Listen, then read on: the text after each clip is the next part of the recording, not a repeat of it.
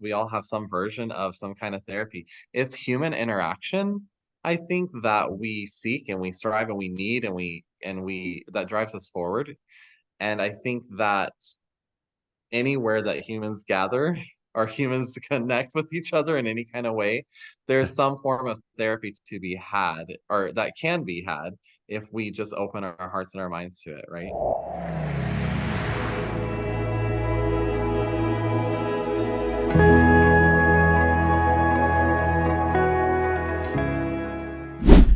Hi, everyone. Welcome aboard Jump Seat Therapy with your host, Kevin Weaver. Today, I have with you guys a very special guest, my brother from the same mother, hairstylist, actual brother, Jason Weaver. Hi, Jason. I'm so excited to have you on board today. Welcome to the Jump Seat. How are you? Thanks. I'm excited to be here. I'm good. Awesome. Well, I'm excited to have you here. How about you just tell everyone a little bit about you, like introduce yourself and what you do and everything? So my name's Jason. I'm 37 old. I'm a hairstylist for 15 years. I currently live in Washington, which is about an hour outside of Seattle. So it's kind of country. Um, I moved to the city to get out of the country, and surprise, I ended up back in the country, in one of the largest metropolitan areas in the country. It's so cool because I got to witness you going off to Seattle, Washington when you were living in a small town, Texas. I know, right? Inspired me to um, launch out and get out of the small town as well. So I have a lot appreciation for you for having an older role model. So what do you do? Like you are a hairstylist. How many years again? I think you said, but About 15, going on 15 now. I actually originally started hair school in 2007, and we do some hair during that time period. I went about 2.5 years through that. So if you include that, closer to like 17, 18 years. So nice. Man, it's already been that long. That's crazy. Well, also you inspire me too because you just went to college again, and yeah. I admire anybody, by the way, who goes to college because first it costs a lot and it's a lot of work. So, share with me a little bit about that, and I'd be Oh, really that thing. Oh yeah. No, yes, I went back to school about 3.5 years ago. I started back and to get my bachelor's degree, something I always wanted to do. I got a bachelor's in business and a certification in human resource management, looking to make a change in my career. And to my surprise, it actually, well, where I'm working now and, some combination with what I'm doing, what I did in school, what I learned in school, really inspired me to stay in the industry. I'm working as an HR coordinator for the salon I currently work in, and I am one of the managers on the team, on the management team. And it's inspired me to stay in here a little bit longer, and I do love what I do. So that's been great. I graduated this past January, Yay. uh, Very and I cool. graduated summa cum laude. So 3.98 GPA. I worked hard. Yeah, you did. I got to get insight on some of the things you were studying. I guess it was some basic stuff, but I Well, never went to college. sometimes, well, sometimes when I was not sure how to answer certain questions, like, hey, what is your insight on this? I need some help. I'm not getting this. And so you learned a lot of it with me, and sometimes. I know it was fun. It was fun. It was exciting. I get to live through my brother. That's cool. I'll take it. I didn't have to pay anything. I'm just smooching off my Free brother. It's college okay. education. Yeah, free college kid. The perks of being the youngest. It's Hey, great. I'm happy to share. Right. So what go dive in a little bit to what inspired you to even do hair? Oh, well, you already said it. You said it pretty much with our middle brother kind of helped you. Or did you share that? Well, we haven't shared that yet. No, but it was kind of an interesting story with that because I had originally went to college straight out of high school, and I got really sick with the stresses I was going through. It was a really hard time in my life, and I ended up dropping out of college. I was studying psychology things, and yeah, I was really kind of distraught afterwards, and I didn't want to live at home again. it was a difficult time and I didn't know what I was going to do with my life. And I kept coming into hardship after hardship and just like I didn't know how to move forward. And I was moving back in with mom and dad when I my middle our middle brother Daniel was living in the Houston area at the time, and I was like, "Hey, are you going to see the family for Thanksgiving? Can you pick me up? I'm gonna go back home." And he's like, "Sure." So he picked me up, and I'm like complaining to him the whole ride home, like, what I have nothing to live for, da da da. And he's like, "Well, you can always do something." Our middle brother's really laid back like that, and he's always positive thinking. I appreciate him a lot. Pretty intuitive His too. suggestion was, why don't you do hair school? You'll always have a job. And the funny thing is, I was like, yeah, no, that's going to cost more money. I'm already paying student loan debt that, I don't even have anything to show for it. I don't know. Like, I don't think that's for me. And literally, so we moved back in with mom and dad, and like literally 2 weeks later, two of my friends from high school reached out and said, "Hey, we're applying to the beauty school, local beauty college. You should come with us." And I'm like, what is the universe trying to tell me? Like something's happening here. So I fought it for a while, but they gave me an ultimatum. They were like, hey, just come see what you can get approved for in financial aid. We got financial aid. See what you can do. If you get at least 50% of your schooling paid for, you have to do it. And I was like, all right, fine. Did my FAFSA information and I got a 75% coverage on tuition for hair school. So I was like, fine, I'll do it. My first day of hair school changed my life because I was like, this is fun. Why was I fighting this so much? And I think in a lot of ways, it kind of helped me put my life back together. It gave me purpose and direction. I love that. And I get to witness that, and you're really good at it. Um, Well, it's 15, well, from that point, like 18 years later, I hope so. I hope I'm doing it for a good reason. well, Daniel definitely saw something in you, our middle brother, because it's really true. It just seems to just come natural to you. And I've always admired that because and I miss you not being around as close as you used to be because you cut my hair all the time. So now I have to cheat on you and find someone else, but whatever. Well, hey, but I hear she's awesome too. So I Yeah, hope she is. everyone gets to meet her on here as well. Oh yes, I'm have her lined up. I'm excited to share her on here too. So that's definitely coming in the future. So well, I'm gonna go ahead and go into the next question. Then, so there are a lot of things in life that are really hard to deal with, and we all deal with struggles.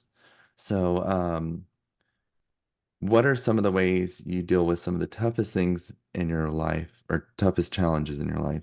How do you handle some of those? So I think a lot of that I developed through some of those really hard challenges, such as, dropping out of college and a lot of setbacks I've hit in my life. And it's been really important to me, first of all, I think, to not give up, to not let that get you down. Like you always, as long as you're breathing air, your life is still ahead of you. And so that was probably the biggest point of it all was just realizing like I can't give up. I can complain all day long, but I still have tomorrow to live. So probably first and foremost, and we learned about this a lot in school in my business degree program. Uh, Starting out, they talked a lot about grit, which is basically, having that drive to keep going even when setbacks try to stop you. But that doesn't mean that the mountain in front of you is easy to conquer. So one of the things I've developed over the years is it's important to me to kind of break things up, like look at the challenge ahead of me and break it up into like smaller, almost bite-sized pieces. I think if I step back and kind of evaluate it, I want to build a process for how I'm going to deal with it, with the struggles I'm facing. And then that way I can look at the small things I can conquer a little bit at a time. And I put, I look at that hardship and break it down to smaller pieces. And I take it one step at a time, one day at a time until I've made it through that challenge. And then I'll face the next one. Nice. So you kind of just break it down for yourself. Yeah.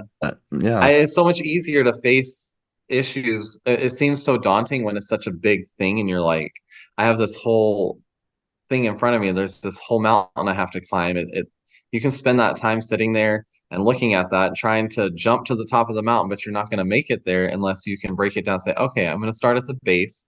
We're going to walk this far up for now, and then I'll take a break and see where I'm at. And then I just have another mile ahead of me, just that 1 mile at a time, you know? I love that. It's also a good analogy of like living day by day instead of Yes, yeah, up in the exactly. future. Right, It's more overwhelming, you know. I like that. right. So one of the topics that, you and I were talking about recently over the phone, uh, I think would be a really good topic for us to talk about is the ego. I've had my Yeah. own share of egotistic things in life, but there's so much to unfold, I think, when it comes to our ego. I would love to have our thoughts together on this podcast and episode today. So, that being said, let me go ahead and ask you the first question I have on that. What does ego mean to you? I think when I'm thinking of the ego, I go straight kind of to the definition of ego, which really involves our personal identity, um, what we think of ourselves, who we are at the core inside of us. And I would say it's, to me, it's just a personal internal idea of my identity. So you hear a lot of this out there, die to your ego or ego death. So what does dying to your ego mean? How would you describe that for you? Well, I think one thing that's challenging is first getting involved in understanding who we are or how we define ourselves and the way we ourself view, right? So getting in touch with that, I think, is important before you could even begin to fathom an ego death, to process it, I guess. I think we go through it a lot throughout our lives because anytime something happens that throws us off course, we think like, hey, I'm living my life, I'm doing my thing. Um, Something big can happen that, really alters your perception of who you are. I think really no, it's just like getting in touch with knowing what that is important in understanding what ego death is. Because without that first initial connection to that self identity, that self thought process, um, it's just a big cloud of mess and jumbo. So like ego death, I think, is being able to look at how you define yourself, or when things happen and you don't feel like you can go forward as yourself, like taking that time to step back. um I think it's I, I think it's about letting go, right? Because things happen and really throw us off course, and we hold strong to this idea, even if we don't realize it, this idea of who we are, and things that come into our life that we don't know how to process or don't fit along with that idea can really throw us off. And I think being able to step away and kind of let go of some of those things, stepping back is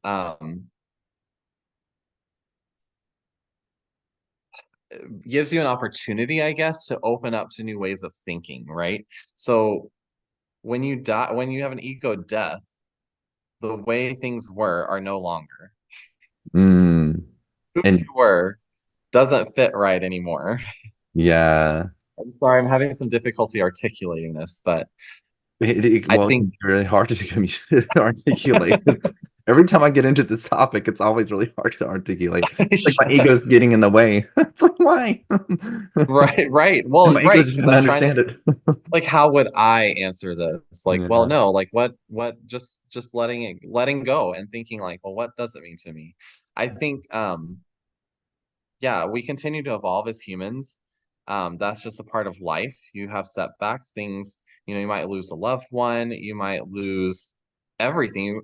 We don't know what's coming, right? And we build our identity around things in life that are familiar. And when those familiarities break, our personality doesn't, or who we define ourselves as doesn't always fit in that the same. So stepping back and redefining, separating you to experience that death, that separation from what you once knew, and you have to learn how to evolve and continue to grow and move forward in the new set of scenarios that you're facing, you know? Oh yeah. Very well said. I also, when you look at the definition of ego, which is you kind of described it itself, but it's like your identity. Um, I thought that was fascinating for some things that's happened for me personally with my ego. I've shared with you, and I haven't quite shared with my viewers, but I've had my own share of an ego death, and I didn't know what that was because I never had that before. I didn't know really how to describe it. So when I was sharing this story with one of my friends once about how I literally lost sense of who I was as a person, like I felt like the world around me was just like deteriorating. And I realized like, wait, what am I? Who is this? It almost felt like amnesia versus like amnesia, but also dementia. Like I didn't know anything. And that terrified my ego and scared me because I was like, felt like a little sense of psychosis almost. And was able to, of course I had some friends help me in that because it was a trip that I was on, some psychedelic medicine.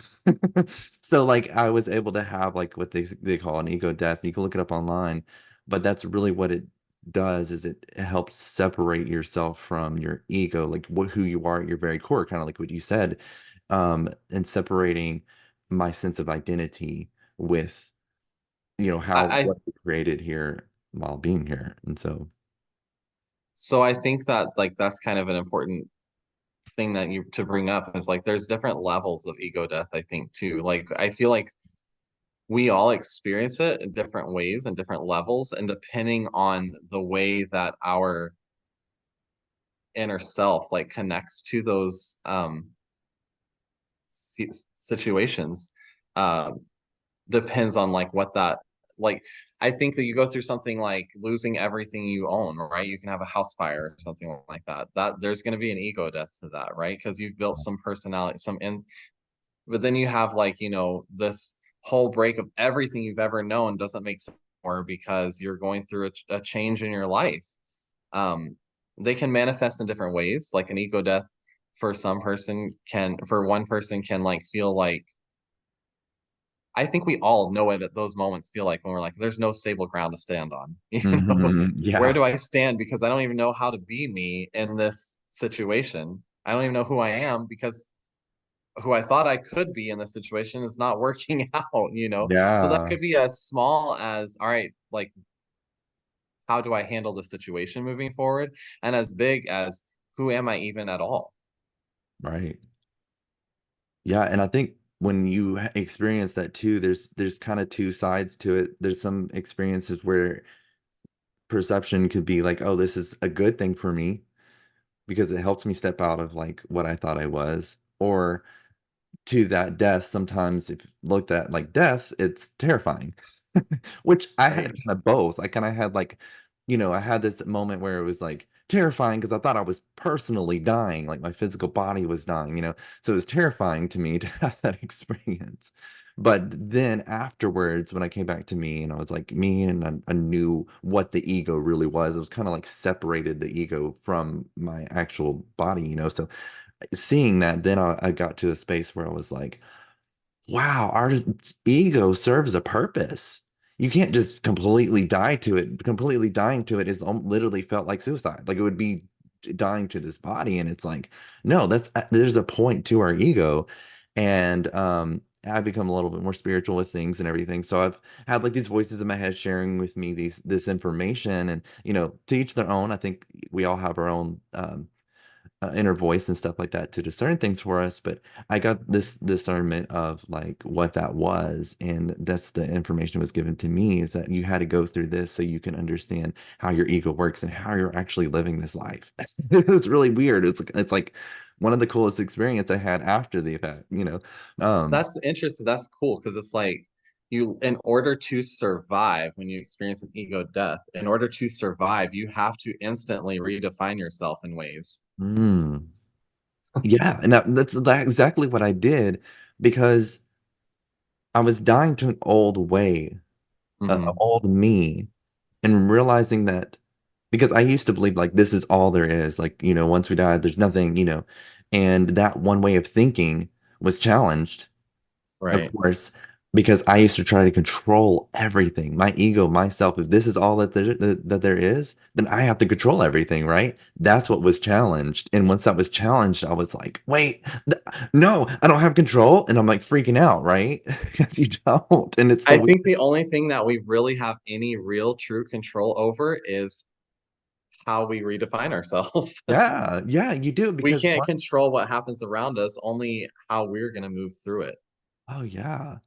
Because that's what happened after that. I was able to kind of like redefine myself and thankful. I suggest everyone see a counselor. My counselor, if it wasn't for her, I would have lost my mind. She always grounded me and helped me understand, like, really on a talk to talk basis uh to help me understand. And I thank God that my counselor is great too for not putting me on medication because of the stuff I share with her. But it's really cool though because she really just kind of helps me like redefining yourself. Like I was able to kind of redefine myself. And she had this analogy of me like sometimes I would go in and out of it. I would go back into my old way of like thinking and being, but it just didn't seem like it fit the mold for what I was becoming and like understanding. Um, so she said, sometimes you just kind of dip your toe into the old way and just realize it's not you anymore, but it's okay. It's like it's still part of you. You just kind of have to learn to, navigate through it. And I was able to kind of do that. And now I'm stepping into this new me that's just it's like positive, but like not, oh, I'm just gonna focus on the positive. It's like, no, I'm looking at everything, the good, bad, ugly, and then learning to accept every aspect of me and my identity or whatever, that ego, and learning to put that ego in place and Right. use it for a purpose, but also develop. Okay, so that being said about the ego death and everything, next question I have is how does your sense of self identity help you in your day-to-day life? So I think it's important when I think about my self-identity. I think it's important for me to set myself in like or to think about myself within a set of values. Like what is important to me? How do I live and how do I live accordingly to what's important to me? An example might be like I value honesty and integrity, and every day I consciously am thinking like I might say, I said I was going to do something, so I need to make sure I do it because that's who I am. Hmm. So I think that when I have a set of values that I can fall back on, it helps me feel connected to my self-identity and helps me to kind of connect to what I value and what I find important and how I interact with the world. Hmm. Kind of like a code, in my daily life. I can follow this code of like, I'm true to myself if I do this. I like that. It's, I also think of that in a way of boundaries as well. Maybe, I don't know. I think like it plays a role in that somehow. Um, Yeah. No, because because like setting, but like that's kind of a good thing too, because if you, or a well, set of who I values, am, kind of like right. Yeah. Well, a set of talking about that. values, right? So, and then if you stick to that, then in order to be true to yourself and to protect yourself, sometimes that does mean setting boundaries, saying, I value honesty, so I would appreciate, people to, um, accept me for who I am even too, right? If I know who I am, I can know where to set those boundaries to say, hey, I don't like it when this happens, or to say, please respect this about me or respect that about me, or here's where I want to draw the line. The boundary could be for myself even. Like I can set that boundary and saying like if I say I'm going to do it, I don't care how tired I am the next day. I said I was going to do it. I'm going to be there. If I tell my friend we're going to go to dinner at 5, um, unless something comes up that is out of my control, I'm going to be there. I'm going to set that boundary. I said I'm going to do it. I can't just decide I don't feel like doing it today. Yeah. And if I do make that decision, how do I handle that, right? So a set of code also helps me decide where I set my boundaries for myself, where I want to draw those lines, and where I think it's okay to cross, or where I would be okay with someone else crossing it. I think that's the thing too, is kind of the golden rule: do unto others as you'd have them do unto you, right? Mhm. If I wouldn't want someone to do that to me, I definitely don't want to do that to them. Very well said. I like that. Yeah. Yeah, sense of respect too for everything. And it's, yeah, where do you draw the line? I like to think that with my ego sometimes is that's where I think ego plays a role for my life is, yeah, creating those boundaries, creating that line. Where do you cross the line? Where do you draw the line on certain things, because if you, without that ego, without that sense of code, I guess, it's just free for all. And it's not always the greatest thing. Right. So, very well said. I love that. Well, I'm gonna go ahead and go to the next question. How does ego play a role in your line of work for yourself or for your clients? That's a really good one. Well, for me, definitely kind of going back a little bit into the values. That's a big part of it. Drawing that line, setting boundaries, I think is an important thing just because I'm in such a close one-on-one connection when I'm doing someone's hair. Is to realize like who am I? What do I need? Where can I show up to be my best self? But I think it's also really important, like overall, to be aware of my ego and where it is and how it connects, how my ego plays its part, and how I connect with other people, both with setting boundaries and both how I show up.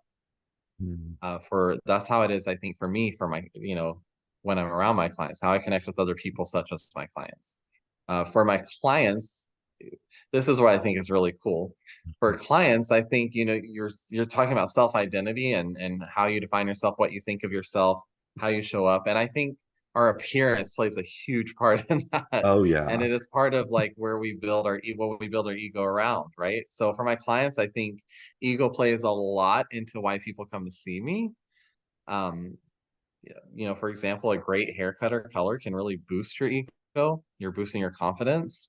When you can see, to me, I want people to see in the mirror something that matches what they feel they are inside. So seeing in the mirror a connection to who they feel they are inside is it comes into play for sure, Yeah. when I'm working with my clients in my job.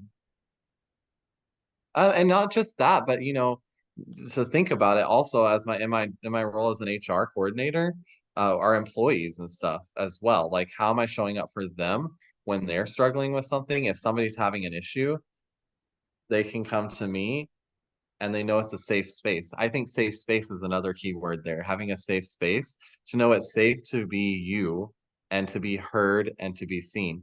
So people want to be heard and they want to know they're seen, and that makes us feel good. And that goes for clients. They want to know that when they're asking for something specific, that you hear them as a stylist, right? They want their stylist to hear what they're asking for, or to hear how they feel, hear what they're thinking, what they want to address. And for employees, coming to me as an HR professional, they want to know that their issues are not being overlooked, that they're being heard, that I'm showing up and hearing what they're saying and being able to directly address it and work through it with them. I like that. It's also like stepping into that person's world, I think too, and Yes, understanding very like much so. what is their ego, what is their world, and kind of taking yourself out of the situation, but actually seeing in their world. I've been actually practicing that in my life in general, um, because it's kind of fascinating that I have had that it goes along with ego again. Like outside of my ego is this realm of everything, right? And Right. I can kind of observe things differently now that I have had my ego challenged and looking at other people's viewpoint a lot better. And I love getting to share this with, and you have you on this podcast for this episode because we grown up together and to see each other's growth in these things is really fascinating and fun to have in my own world that I see. And I have a brother like you to share that with. It's really awesome, and I'm very grateful for it. So this, I guess, kind of goes along with everything too. Is how do you practice self-love slash self-care? Well, I'd like to say that I'm great at taking time for myself to just relax. I always say things like, "Oh, I want to meditate," or I was talking with we were talking with one of your friends the other day. We were talking with Sunny the other day, Yeah. and she's like, "Oh, I want to do yoga, and that's self-care, self-love." And I think those are forms of it. Um, and they're really easy when we're coming from a perspective of ego to build our identities around those things that we do to practice self-love. And I think that, and that from that perspective, I'm not great at doing those things all the time. And I'm not as great as I'd like to be. But usually, I think the important part of self-love and self-care is learning to let go of expectations and loving and accepting yourself, accepting myself for where I'm at and who I am, and others as well, who they are, where they're at, and not have expectations that, oh my gosh, I really ruined everything because I didn't do yoga today, or I really ruined everything because I didn't relax. I'm stressed. And we get caught up in that moment of like, oh, I'm so stressed out right now. And I didn't do yoga earlier. I didn't do this, so I'm just going to keep getting more stressed instead of saying, you know what, this is where I'm at, and stepping back and letting go of those expectations. Love yourself. I want to love myself and say, it's okay that I didn't do yoga this morning. Maybe I can do it tonight, you Yeah. know? Yeah. Or, just accept that. Acceptance is the self-love, I think. And then you do things that also help build on that. But that is where it starts, with that acceptance and love in yourself for who you are, where you are, and for others as well. And to get that gets you in that mindset, I think, to even, receive the benefits of taking self-care and self-love action. It's like giving yourself grace. That's what you're doing in that. You're Uh, giving yourself like, why beat myself up over something that's so kind of petty? It's like you're the only one that's creating this narrative in your head that it's so bad. And, I didn't do this, I didn't do that. And then it piles, right? And it becomes like this whole thing where it's overwhelming. And you're like, why? Why do this to myself? That's not a form of self-love. I'm not right, loving, I'm stepping into that love, I'm not accepting that for myself. And right. shame has a lot to play in that. And then you learn to just yeah, let that go. And it's letting go of that control of what other people think of you and say, Yeah. I love me. I love myself in this. And it's okay I didn't do yoga today. It's okay, and being okay So with yourself in that. Yeah. Give yourself I grace. think I love that. One of my favorite videos. This is silly. We're all scrolling on TikTok or Instagram and stuff, and one of my favorite videos comes from an old Vine. And this Mhm. kid, he says, "I love myself. Even though I look like a burnt chicken nugget, I still love myself." Yes, I And it love that speaks one. to my soul. I'm like, oh my gosh, there's so many things that we could choose not to accept about ourselves or where we are, but that just, that accepting that really is about that self-love, accepting who we Yeah. are. I the very things that I might think I'm so critical of myself about, letting that go. Um, I think really speaks a lot into being like, you know what, I am, and I love that about me. Yeah. Thank you for being that part of me. Yeah. I love that because it's learning to accept everything, flaws and all, and Right. that love that looks at everything like that. That's just kind of like what Sunny and I talked about last week. So it's just give yourself that grace. Like Right. it just be. I have to bring myself to this a lot is when I'm in self love, and then love for everyone else is Mm. nobody has this life easy. Even if you do have an easy quote unquote life, there's challenges in that. So everyone just being here is a challenge, and when I look at that and give myself grace, I'm able to, in self-love, I'm able to do that to everyone else because you're like, they're struggling too. Like, again, stepping into other people's worlds, you're starting understanding like, we're all in this together. Let's build one another up, starting with myself. You know? Right, for sure. Yeah. Um, but yeah, thank you for sharing that. That's really good. Well, let's go ahead and go into the next question that I have, because I feel like this kind of ties into a lot of things and it's kind of some touchy subject to a lot of people. But what does spirituality mean to you? That one is a tough one. Just bam. Uh, yeah, well, no, I think that it's tough for me because I've struggled with my spiritual identity, mostly because of a lot of difficulties I experienced growing up with a religious upbringing. For me, religion has always been tied so tightly to spirituality that it's really difficult for me to deconstruct that sometimes and be like, they can be separate, and they are separate things. I'm not a religious person, but I am a I mean, I think even though I tend to shy away from my spiritual aspects of my day-to-day life, um, I think the thing is that I am a spiritual being, and we all are, right? We're all spiritual beings, and at least that's what I believe. I believe we're all spiritual beings, and that's an important thing, even though it's something I struggle with. So it's something I'm working on more. But definitely, I would say spirituality to me is tied really closely to ego in the sense that, well, we have our spirit, like our spirituality, our spiritual identity, right? Or how I view myself spiritually is part of what makes up my ego, right? Yeah. And that can change, and that can our experiences, you know we all have this internal drive to be or do something in this life, and my soul, I think, plays into that identity, who I Mhm. am. There's a portion of me that's probably who I am regardless of my experiences and regardless of my genetics and regardless of those things, and I think that's my soul, right? And I think that it plays into that identity that I've built into myself and into my ego, and also as a guide to help me realize when, hey, my ego's getting in the way right now. This is not what I came here to do, and I'm hung up on this thing, and it's something that I'm constantly striving to connect better to. So spirituality, I think, to me is something that we connect with we connect who we are with who how we view ourselves with who we actually are and what we're actually here to do on this earth. I'll say anything in a short way. I'm very long-winded with my answers.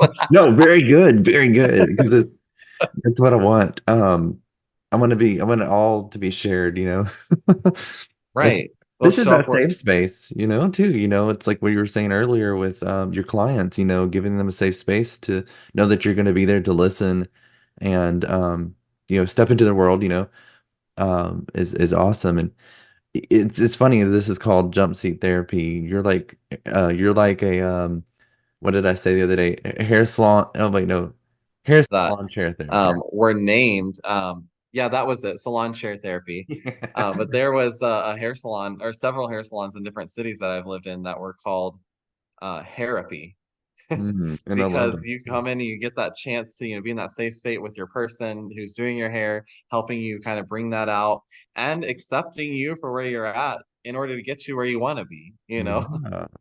So I You think that there's a lot more continued connection with therapy, and as opposed to the jump seat therapy. hmm But I think in all aspects of jobs, of different jobs, we all have some version of some kind of therapy. It's human interaction, I think, that we seek and we strive and we need and we that drives us forward. And I think that anywhere that humans gather or humans connect with each other in any kind of way, there's some form of therapy to be had or that can be had if we just open our hearts and our minds to it, right? Yeah. Very well said. Yeah, I like that. It's so true. Yeah. So lawn Um, chair therapy, whatever you want to call it, and then jump right. seat therapy. What's the water cooler therapy? Yeah. And like offices. Yeah. Office therapy. But then you have like Right. therapy, yeah. So Because we all have to vent, we all have to have our moments to just let go, let things off our chest. If you hold on to it, it's not, and that's kind of the sense of therapy, it's like you gotta let go. So having that in our work environments is it's kind of fun. But yeah, having that safe space is just key. And you have such a big role to play in the line of work that you do, I think, with clients, because they are like going along with everything that we were just sharing today, is that, they get a sense of a better self-worth for themselves. They feel better about themselves. And then you kind of help match that with them and help them in that. there's there's a lot of, I think, responsibility as a stylist to, at least from that perspective of physical, appearance, and Mhm. how that ties into our ego and our identity.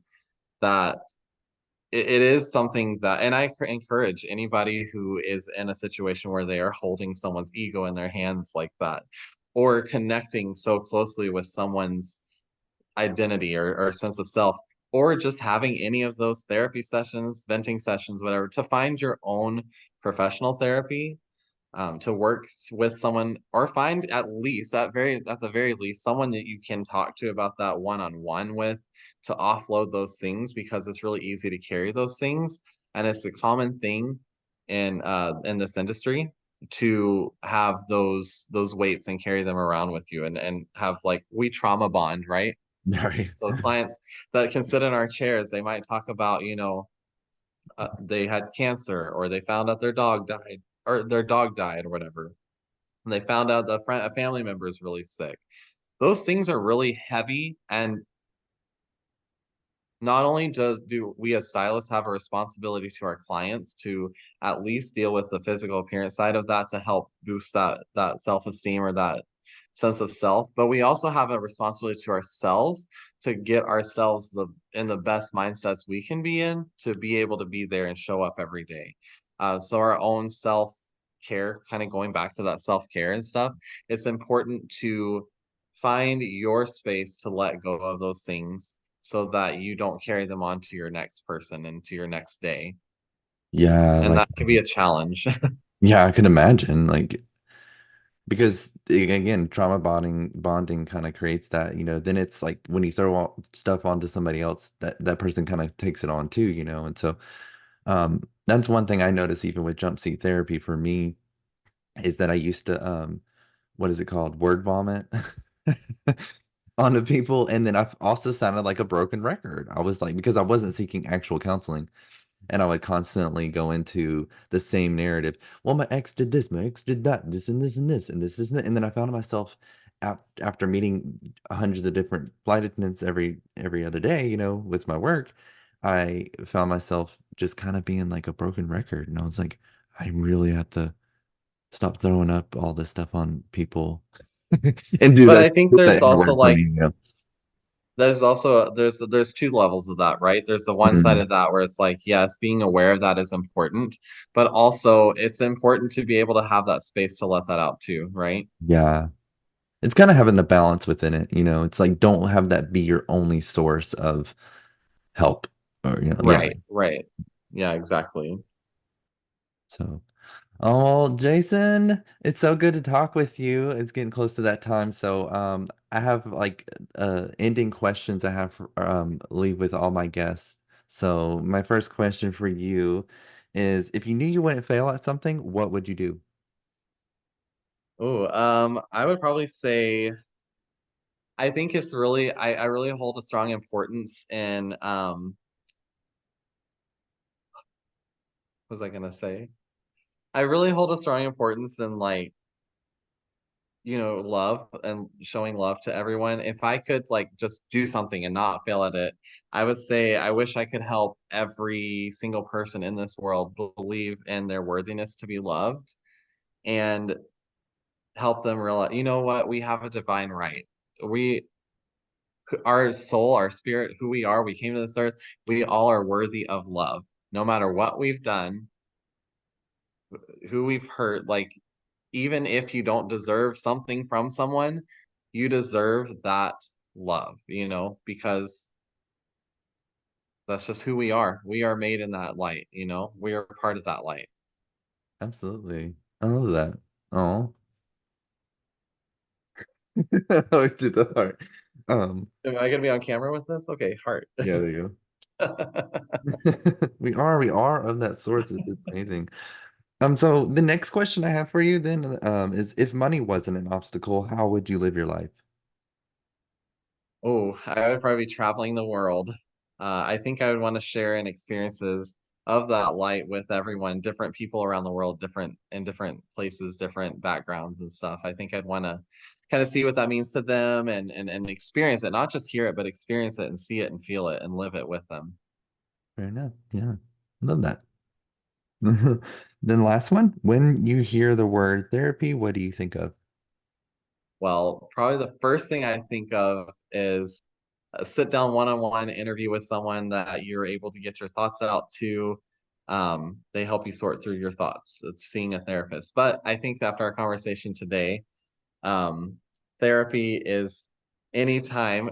I think I said it great earlier when we were talking Mhm. about the workplace and anytime people come together and have a place to interact where they can be themselves and let things out and grow together or grow in their own personal journey and in their life. That's therapy to me, I think.